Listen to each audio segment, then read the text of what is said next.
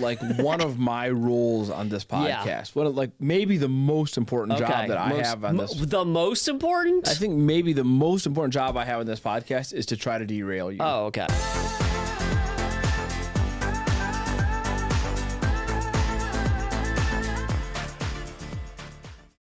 Welcome to the Gathering Greenhouse, a podcast to help us grow together.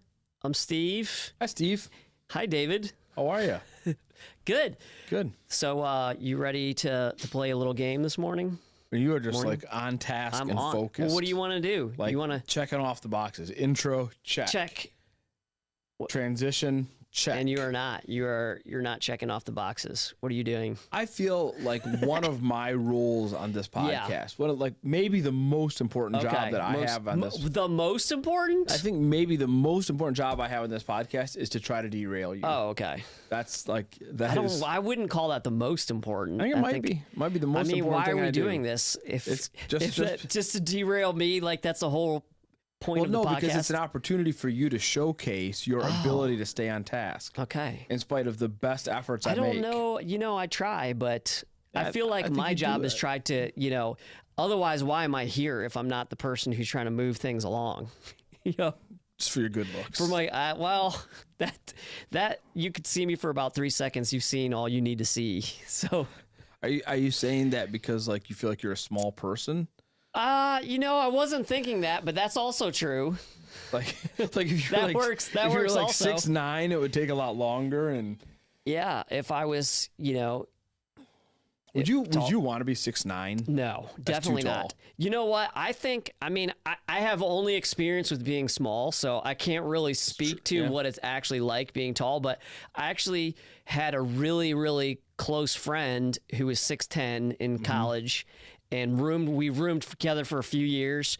And I would say life is easier being small than being that ridiculously tall. Yeah. What was his name? Nick Myers. Nick Myers. Yeah. So did you call him Nick Myers or just go with Nick? I just called him Nick. Yeah. So I was involved in a college ministry at the University of Akron. So we had a lot of athletes that would come. Yeah. And he was on the basketball team. We had we had two 6'10" people. I lived with two people who were 6'10" at one time. So did anybody ever make the joke where they're like, "Hey, what's the story with those guys?" Oh, and all somebody's the time. like, "Oh, that's Nick and Steve, and that's pretty much the long and the short of it." We weren't. Yeah, You stepped on my line. We weren't like. Run the whole thing back. We weren't like best friends. Run the whole thing back. We hung out together quite a bit. Okay. But no, people wouldn't say, like, I don't get a lot of people say to me like, "Wow, how short are you?" But he would get, "How tall are you?" like constantly. Every time he went out somewhere. Yeah. How's the weather up there? Yeah. Oh yeah. Like, you're too tall. Stuff like that. So, yeah, I think being small has a lot of perks, other than people, like to make fun of people who are short. Yeah, but they're actually short. The only drawback. What you meant to say was they look. That I don't know if people really look down on them, but It went over his head.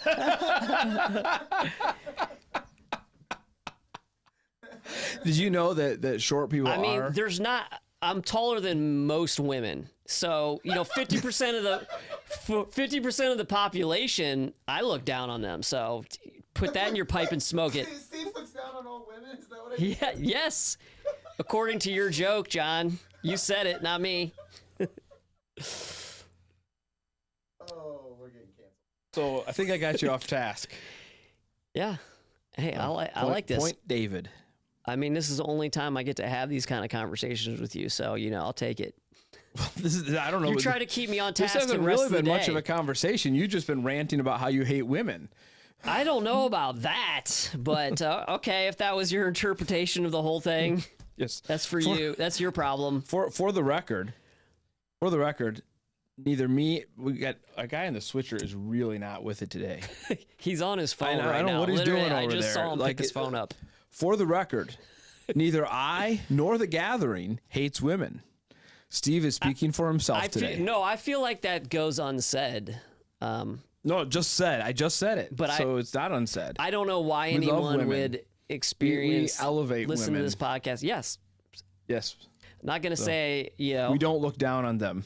No. Just if they're shorter than you. Yeah, not very many of them are. Shorter than you? Yeah.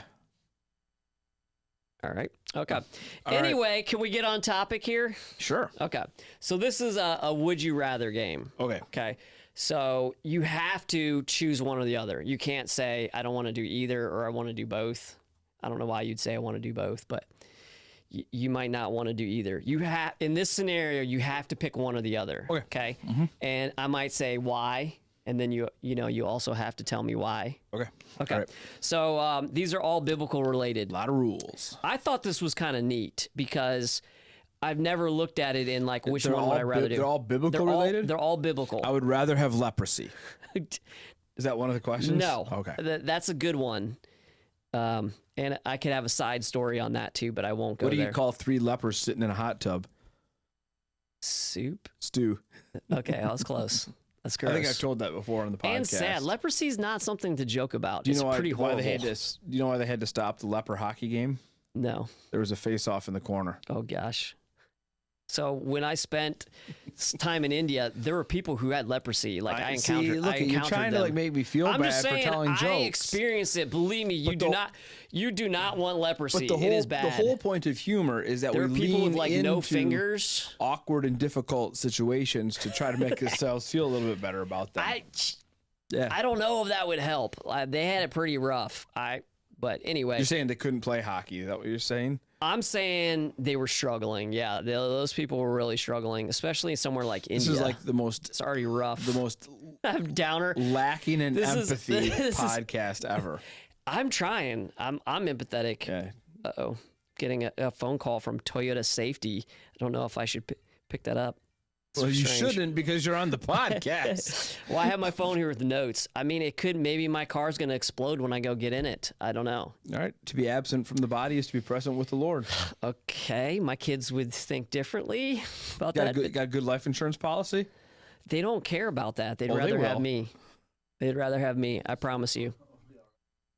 Maybe your kids are ready for you. They might be time for you to. They're like, Dad, when are you gonna? No, that time is past. Actually, but there was a time like that. There could have been a good tie in there with Joseph if I was ready to talk about life Joseph. insurance. You know, they were trying to get rid of the favorite son. They were afraid he's going to get. He's going to get the inheritance. He's going to get the inheritance. Oh, I'm sure that was part of it. Yeah. Could have tied that in, but anyway. Okay. Would you rather be stuck in the belly of a fish for 3 days or wander in the wilderness for 40 years? Okay, I have an answer, but I want just a clarifying question. Yeah. Because these are all biblically based, does that mean if I choose the one, do I also get what follows the one? No, this is just so like you don't have to go to Nineveh and So there's no right. Okay, that's You right. know, I would just- much rather be in the belly of a fish for 3 days. Much rather, not close. yeah, 40 years. Anybody who picks wandering in the wilderness for 40 years 3 days. can't because they can't handle 3 tough days. Yeah, no. But I mean, Plus, I like salmon. there were a few, like if you enjoyed camping, like you got to set up a tent. While you What are you wandered. doing in the belly of the fish? You're camping. You got to eat manna from heaven every day. I'm sure it got old. Yeah, you're but not making your argument any no, better. I'm not. I would choose the 3 days too. Other than, it might be kind of more scary to be in the belly of a fish. Like, Why? You're perfectly safe. I realize that, but it's not like God said to Jonah, hey, I'm going to send a fish to swallow you up. And he might have thought he was dying for 3 days. Well, he probably did, but I thought we were like taking these out of context. Okay. So if it's just one or the other, right? Yeah, belly of a fish, Okay. that sounds kind of fun. All right. Plus, remember, I can't smell. Okay. All right. Would you rather fight Goliath with just a slingshot? So he's trying to kill you. Okay. Or face the 10 plagues of Egypt? So I'm assuming there's no guarantee that I beat Goliath, right? Right. Otherwise, it's kind of an obvious one. How are you with the slingshot? So here's the thing is, I think I probably go with the 10 plagues of Egypt because that's not going to be life-threatening for me because I'm not the firstborn. Mm-hmm. It would be tough. Is that like similar to COVID, do you think, the 10 plagues? No. Okay. No. Not even close. Not even close. Okay, so you're going to go with the 10 plagues. I think I'll go with the 10 plagues. Okay. Yeah. All right, last one. Would you rather be in the ark with all the animals for a year or eat locusts and honey like John the Baptist? I actually feel like neither of those are bad. Like, this sounds kind of fun to be on a boat for a year and hanging out with animals, right? That sounds kind of fun. The only downside is you can't eat them. But also eating locusts and honey, that doesn't sound all that bad. I'll take the honey. I feel like I've eaten a locust before. What? Didn't you make me eat one at a youth event or something? Oh, yeah, maybe something similar. I think it was like a cricket or something like that. Didn't even have honey on it. Was it good? The locust. It wasn't bad. It was crunchy. I don't remember making you. I remember it was a game. No, you rigged the game. I did not rig it. I didn't know so I didn't know I had to eat it. Yeah. Yeah. I honestly thought you were gonna get the question. No, I was gonna be eating it because it was like a really easy question. I almost was shocked that you didn't get it. Right. I thought you were being nice to me, and I appreciate that. You just so happened like you were like, oh look, we have this massive bug for you to eat. Surprise, surprise. Was that the only time I brought out the bugs? Or I don't remember. Okay, I thought I bought more than just the ones you had to eat, but I think there were other ones that kids were eating. Yeah. Yeah. And then, yeah. Okay. And I like honey, so locusts and honey doesn't sound all that bad. Yeah. You can go with that. Would you wear the camel skin or whatever? I mean, yeah, sure. Okay. I mean, I feel like John the Baptist was kind of like a Yooper. Somebody lives in the upper peninsula of Michigan. Probably. Instead of camel hair, he just he wore flannel and ate the meat pies. Yeah, or whatever the upper peninsula people eat. Right. Yeah. I mean, John the Baptist pretty cool. He was pretty cool. Okay. So shall we get into some questions, some real questions? Yeah. You ready for that? Yeah.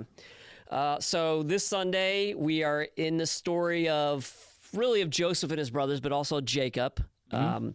So if Joseph wasn't a Hebrew name, yeah, what nationality would you equate it with? If I think Joseph? Yeah.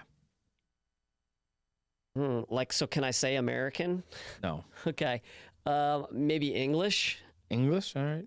Or Irish? What about you, John?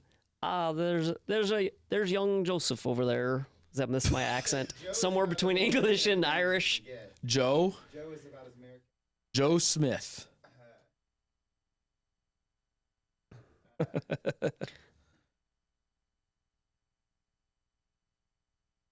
Who would you think? I want to say like German. Yeah. I see. I'm German. I'm like German Swiss. That kind of because anytime I have a J, I want to Y it. How? What? Joseph. So you think German? There's a lot of Josephs in Germany. There are. I think like Germans. Hans. Yeah, like a Johann. Johann, but Johann is more Swiss, I would think. But Swiss is German. I mean, basically Switzerland, half of it's German, half of it's French. So, and then you got a little bit that's Italian. So, yeah. Italian. Yeah, there's an I at the beginning of it. There is, but I've never heard. That's the only time I've heard was Italian dressing. For someone who likes ranch. You like ranch? No, I like all. I don't discriminate against dressings. I'll go with any of them. You eat salad a lot? I go in spurts. Sometimes you do that cleanse thing, like that. I haven't done that for a while. No, I haven't done that for a while. Flavorless eating I only did that because I was supporting someone who was doing it. That was good of you too. Yeah, that was the right thing to do. Right. Yeah. So, question about Joseph. Well, not yet. Oh, okay. But it does have to do with him, but it's more about Jacob. Why did Jacob play favorites with his sons? And didn't he know better? Like, shouldn't he have known better? Well, of course he should have known better. And then, do you have a favorite? Favorite son? A favorite. I do have a favorite sibling, son. Or not sibling, a favorite child. I thought you were going to ask me if you had to choose between your children, who would you give the coat of many colors to? I thought you were going to ask me if I had a favorite staff member. I wouldn't ask that because I know it's not going to be me. Do you think if I had one that one would be in the room? No, I don't. John, he doesn't think I like you. I think he's higher on your list, but you know who my favorite is? Yeah. This is such a weird conversation. This is like the kids. Like when you say favorite, like favorite to work with, or like you'd want to hang out with them after work is done. Oh, I wouldn't want to hang out with any of you. That's why I mean the most likely. But you go home and like play some Call of Duty by yourself. I don't know if I have ever in my life played Call of Duty. Okay. Like I don't even know. Is that like on one set system, or can you play it on any system? Back in your day, it was just Multiple systems. I think you can even play it on. It was called Tank. It was on Atari. Little Wolfenstein or something. Oh, this is way before Wolfenstein. Yeah. Okay. All right. So, why did Jacob play favorites? Yeah. Why did Jacob play favorites with his sons? Did he have any daughters? Yeah, he did. I couldn't remember that off the top of my head. Just one. At least one. Yeah. The better question is, why the heck did he have so many kids? Because he had a lot of wives. He had to make all the wives happy. They all wanted kids. that is why. See, The real reason is so he had two wives, right? Rachel and Leah. Yeah. And he loved Rachel, but Leah he didn't. There's so many reasons why that's a bad idea.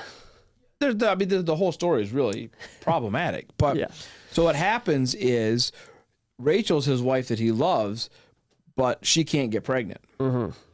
And so he wants kids, so it's Leah pregnant, his other wife. And now you have this rivalry, right? Mm-hmm. Because Leah's having, boys and Rachel's not. So Rachel says, hey, here's my handmaiden. And we've heard this story before. And I can't remember the two concubines' names. She's like, here, have a son with her. Mm-hmm. And so he does. So now Leah's like, oh, okay, I can play that game. Here's my handmaiden. So now you've got two wives, two concubines, and they're all having kids. How can he afford all this? He was really wealthy. He was super wealthy. And so, at the end, then Rachel finally has two sons, Joseph and Benjamin, and then she dies. So why does he play favorites? Well, so that's at one level. The reason he plays favorites with Joseph is because he is Rachel's son. Yeah. And Rachel is his favorite, the love of his life. Yeah. So that's one of the reasons. The other reason is that's bad when you're like a concubine and you're not the favorite. It's not a good place to be in. No. But this is a family thing, right? Because Jacob's father Isaac and his mother Rebecca, they played favorites. Mm-hmm. You had Jacob and Esau. Jacob was the favorite of Rebecca. Esau was the favorite of Isaac. Yeah. And so he grew up in a home where the parents played favorites. And so we'll probably say this again in another question. Kids do what they see their parents do. Yeah. So there you go. Absolutely. So that's why he played favorites. That's why he played favorites. Yeah, because it was a learned behavior, but also it was because Joseph was Rebecca's or Rachel's son. Yeah. But see, I think you're 100% right on that. But Joseph was, after getting to hear the story of Joseph and see how he came out on top, it's easy to see that he's a pretty good guy, Well, he is a good guy, but we might talk. We'll talk about this in the next question because I think there's actually a reason for it. Okay. Yeah. All right. So let's go on. Let's go on to the next question. Is why were Joseph's brothers such horrible people? And they were. Yes. So this is just we're not going to cover the whole story of Joseph and his brothers in our Sunday morning sermons. So if you want to get more context, you can go back and read.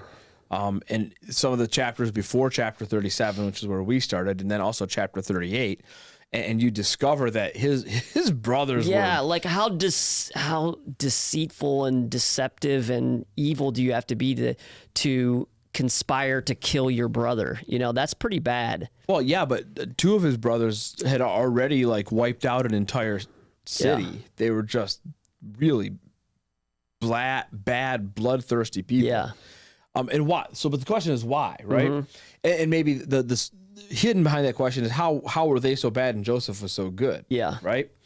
And I would again argue this is a parenting issue, right? Because I think kids do what they see their parents do. Yeah. So I think a lot of times, parents look at their kids and they get mad. Why are you behaving the way you do? What are you? It's they learned it from you. I learned it from watching you, Dad. Yeah. So remember in the story of Jacob. Yeah. Jacob's a bad dude. He's a liar. He's a deceiver. Yeah. He deceives his parents. He deceives his father-in-law. He just that's how he gets run. And it's not till later in life that God actually gets a hold of him. And there is a moment in Jacob's life where his life significantly changes, and he shifts away from being that deceiver and into being a father. This is where his name changes from Jacob to Israel. Yeah.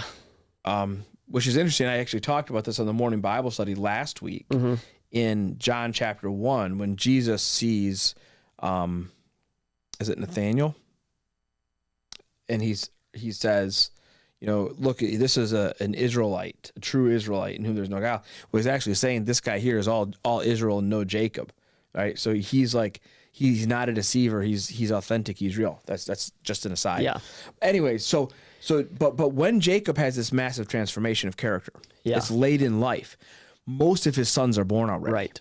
And I would argue that all of these older sons, the 10 older boys, they grew up with a really bad dad. They grew up with a dad who had no sense of truth, no sense of morality. He was a bad person. He did bad things. That's the dad they watched. And they looked like their dad. Yeah. Joseph and then Benjamin, we don't know a lot about Benjamin, but Joseph grew up mostly after the transformation. And so he probably knew a different father and probably had a different relationship with his father. And I'm going to guess his father was more intentionally invested in his spiritual development than he had been in the first 10. And it's a powerful reminder to us of how important it is to be a good father. Yeah. There may also be a place where Rachel had a better relationship with God than Leah or the other two moms as well. There's some hints at that in the biblical story. And so that may be part of it too. Yeah. So I know this isn't the theme that we're going on for the story of Joseph, but there is a theme within what we're talking about here, which is God uses bad situations and bad people for good. And I think that in this story that we're just talking about here, for myself, when I was a newer believer, I would look at something like this and be like, these are the people that God's story came through? Like, this makes no sense. Why did God allow this kind of stuff to happen? For people who were doing bad things, doing wrong, weren't following God's, what God wants them to do, but yet the lineage of Jesus follows through these people, and God's story is told through these people who aren't doing good, and I would question that, that doesn't make any sense, or is this really the model that I'm supposed to follow, and I think that, when you get better understanding, you're like, well, it's actually a picture of us, and that God can redeem us, and no matter how far we are from God, that God can still use us, and no matter what we do, he can still redeem us. Right. And I think that, that's kind of the story within this story here of God's redemption. Especially Judah. Yeah. Because Judah is the one through whom the line of Jesus comes. And he's one of the really bad ones. Yeah. Chapter 38 is all about how bad he really is. And since this is a PG-13 rated podcast, I can't even talk about it. Yeah. Right. Okay. So, which this is now kind of like the theme of your message. This question goes along. And what would you say to someone who feels like their life keeps getting worse? Like Joseph. Yeah, like Joseph. So Joseph is actually a really good example of what to do when your life feels like it's getting worse. Right, he is. And, we didn't talk about this on Sunday because you just can't talk about everything. Yeah. I think it's fascinating that in this story of Joseph, all this happens, he doesn't say anything. Yeah. Like the brothers, there's no record of him saying anything. Now, we learn later that he was crying out. Yeah. But that's expected. Yeah. But I think there's something there in that Joseph is suffering silently. And then as we go through his story, his story is only going to get worse. Yeah. Like this next week, it gets a lot worse. Uh-huh. And then the week after that, it keeps getting worse. Right. And in all of that, he continues to not whine and not cry. Now, I don't want to give the whole thing away. But in 2 weeks, the sermon is about what do you do while you're waiting, right? When life seems like it's going downhill and it's not going the way you want it to go, what do you do? And the theme for that sermon is going to be something like, don't waste your wait. Yeah. That even when you're waiting and even when life isn't going how you want it to go, God actually has you exactly where he wants you for exactly a purpose. Yep. So I think that's a really good point you make. And I think especially for people who are maybe in their 20s, early 20s, where they're like, I feel God is calling me to this specific thing, and it's like the grass is greener on the other side. I can't enjoy what I'm doing because I want to be doing something else. So how can you not waste your wait on waiting for either God to provide what you think God should provide for you, or just say, how can I live in the now and use what God has given me right now to serve him? Well, there's three places we can live. Yeah. We can live in the past where we're always full of regret, always blaming, victim, all that. We can live in the future. Yeah. We're just like, we're always waiting and we never do anything because we're just waiting for something good to happen. Yes. Or we can live in the present. Yeah. And we need to live in the present. And I like to say, live in the present with an eye on the future, having learned from the past. I think that's a healthy balance of the three. And that's what I would say to anybody who says, well, my life just keeps getting worse and worse and worse. I would say, how do you know that it's getting worse? How do you know that God's not doing something? Don't focus on your problems. Look at this as a time of preparation. But look around you right now and say, even if I don't like where I am, God's given me some things right now. What can I do with them? How can I live now with the most purpose, the most intentionality? Yeah, you have a saying, and I'm not going to say it right because I can't remember exactly how you say it, but it's, the control what things are in your control and pray about the rest. That's essentially work at what you can control, pray about what you can't. Yes, yeah. And I think that's really good advice and powerful advice because there's so many things that are out of our control that we want to control, and that's not a healthy, good thing. No, it's not. Trying to control the world around you never takes you to a happy place. Yep. Well, I think that's a good place to end it. This is our happy place. This is our happy place here. So this has been kind of a short podcast. That has to be the title, John. The short podcast. A short podcast. Because John isn't here taking up all the air. I'm like a foot taller. That's the joke. I don't know how much I talk. Because there's more air the higher up. Wait, there's less air. It's thinner up there. That'd be a funnier joke if John was like a really heavy mouth breather. And he's always like he's walking around. Not that there's anything wrong with that. Kind of sounds like you're thinking that. I'm a big fan of Darth Vader, so I got nothing against him. Well, he had a respiratory issue because of falling into lava. That was his own fault. I mean, in fairness, right? Obi-Wan had the higher ground. He did. He warned him, too. He did. He warned him. Just some people can't learn, Nope. They got to do it the hard way. Yep. But, all right, well, thanks for hanging out with us on the Gathering Greenhouse. Until we see you again, keep it real, keep it rooted, and we'll catch you next time.